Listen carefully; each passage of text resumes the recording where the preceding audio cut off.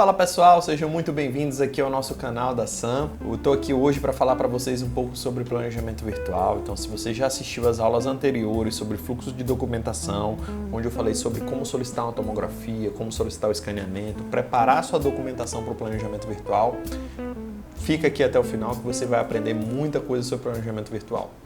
Hoje a aula vai ser pautada em por que mudar e por que se introduzir dentro do planejamento virtual.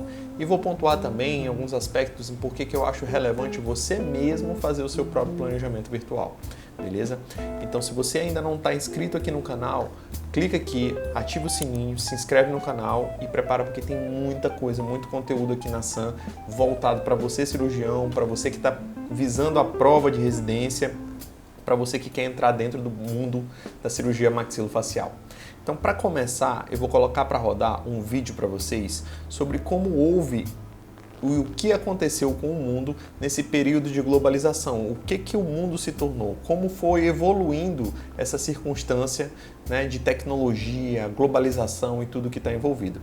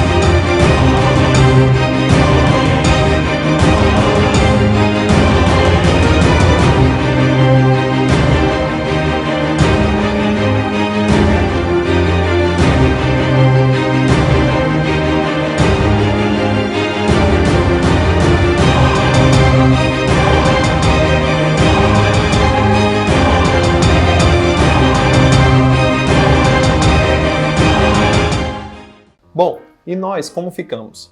A odontologia ela precisa evoluir da mesma forma que o mundo sofreu dentro desse processo de globalização. Então, para a gente conseguir evoluir, o que precisou acontecer com a odontologia? Novas tecnologias precisaram aparecer para que os nossos tratamentos ficassem mais fáceis ou mais práticos, tanto para a gente quanto para o paciente. Vamos passar juntos aqui. Quem nunca passou por uma situação como essa? É um paciente que vai ser submetido a uma moldagem, né? Essa moldagem com alginato. Para quê? Para a gente copiar aquela posição dos dentes para levar isso para um momento de planejamento que a gente vai precisar depois. Hoje em dia, a gente sabe que existem várias outras formas de a gente fazer esse mesmo processo. Mais uma foto. Fora que tudo isso sujava o paciente, sujava o consultório e acabava causando um transtorno muito grande. O que aconteceu com a odontologia nesse meio termo? Começou a surgir as inovações. A gente precisou passar por esse processo de inovação.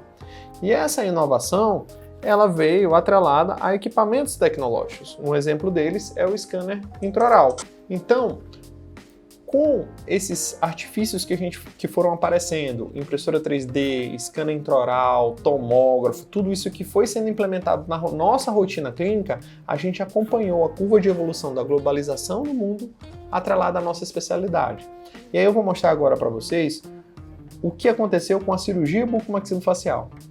Então, antes da gente pensar em evolução, a gente tem que primeiro pensar se vale a pena ou não pra gente, não é verdade?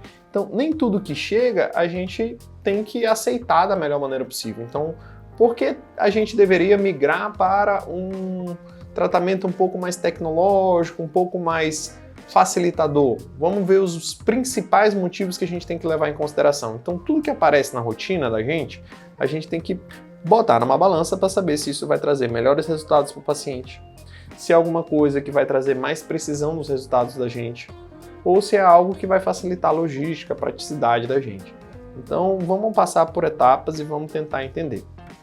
Falando sobre resultados. Quando a gente fala sobre resultados, se a gente for parar para pensar, durante muito tempo a gente fez o planejamento analógico, com modelos de gesso, articulador, tem gente que trabalha com a base quadrada lá, que foi preconizado pelo Wolford, ou com a cirurgia iniciando pela maxila, com o paquímetro, medidas, cortando gesso, enfim. Isso sempre funcionou na rotina do cirurgião bucomaxilofacial. Não vai deixar de funcionar. Então, como vocês podem ver, que é uma paciente que passou por essa cirurgia, passou pela cirurgia ortognática, o planejamento dela foi feito todo dentro da metodologia convencional, com modelos de gesso, 2 maxilas, 2 mandíbulas montadas no articulador para que a gente pudesse gerar os guias de acordo com a sequência que a gente desejava. Então aqui tem um vídeo mostrando como que a gente fez isso dentro do planejamento convencional e o resultado que a paciente teve. Então, como vocês podem ver, a paciente ela teve um resultado extremamente aceitável, um resultado bom, né? Então, não quer dizer que porque você fazia um planejamento analógico ou você faz um planejamento analógico que você tinha resultados ruins. Longe disso, uma coisa não tem nada a ver com a outra. Pode ver numa vista de perfil que a gente conseguiu um excelente resultado de perfil.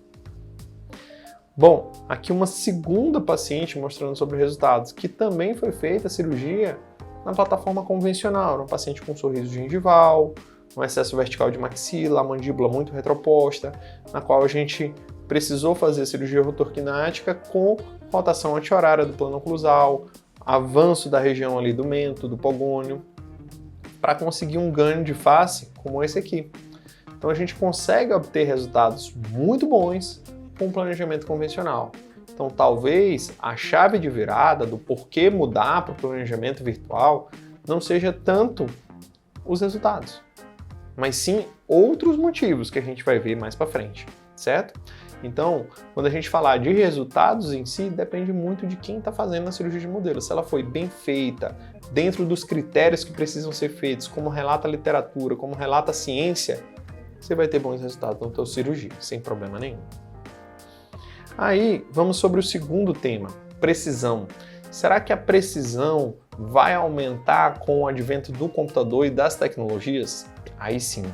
A gente encontra vários artigos na literatura, como eu estou mostrando aqui para vocês, ó.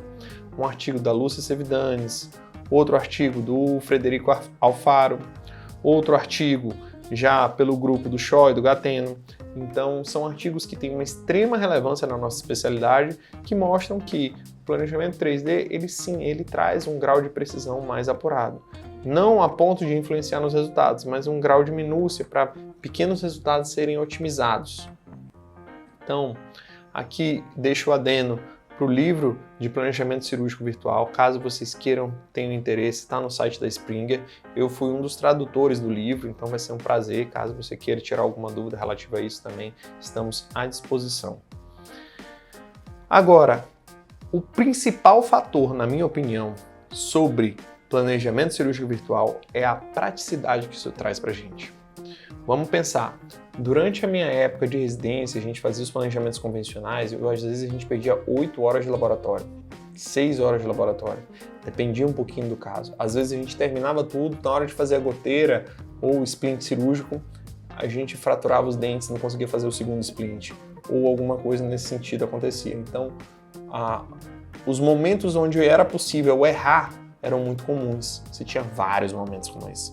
No computador, você sabe exatamente onde você tem que percorrer e, às vezes, existem softwares como o IPS que você só pode evoluir para uma próxima parte caso você tenha concluído a primeira. Então, ele te obriga a acertar. Isso é muito importante. Então, aqui tem 2 vídeos na sequência que vai mostrar para vocês como o planejamento ele era feito antes e como a gente faz agora.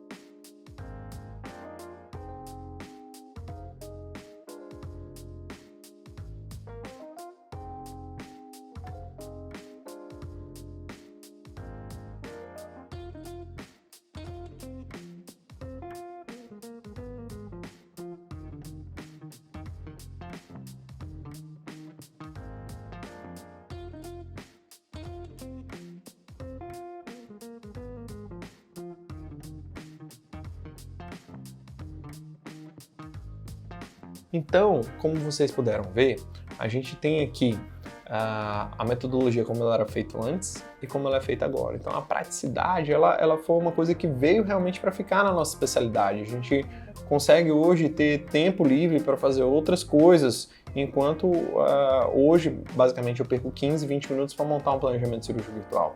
Se você tiver interesse, inclusive, a gente tem um curso falando só sobre isso.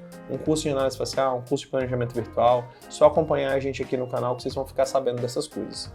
Mas basicamente, né, o planejamento virtual ele veio para ser um facilitador na vida do cirurgião e também um facilitador na comunicação entre o cirurgião e o paciente, porque você consegue mostrar algo mais palpável do que um gesso para o paciente entender o que vai acontecer na cirurgia dele.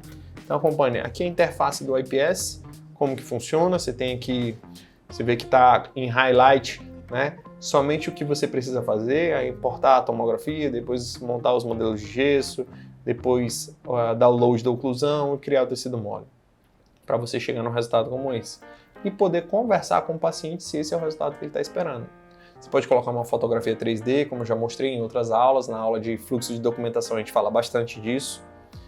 E depois dessa etapa, a gente vai gerar os nossos guias cirúrgicos, que é o que a gente chama de materialização. A gente vai querer chegar e levar isso tudo que a gente planejou para o centro cirúrgico.